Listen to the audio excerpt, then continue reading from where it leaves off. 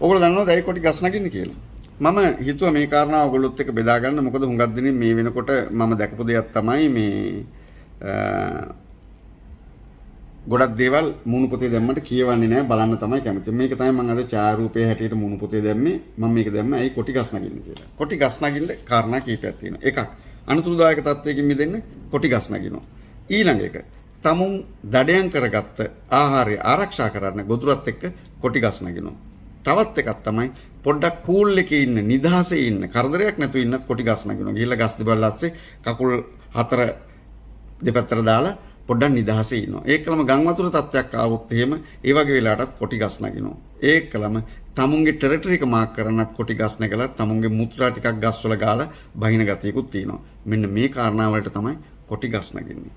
වැඩිපුර විස්තර දැනගන්න ඕන නම් ඩීටේල් වීඩියෝ එකක් පස්සේ දාන්න YouTube එකෙන් බලන්න. සුබ දවසක් ඔයගොල්ලෝ හැමෝම.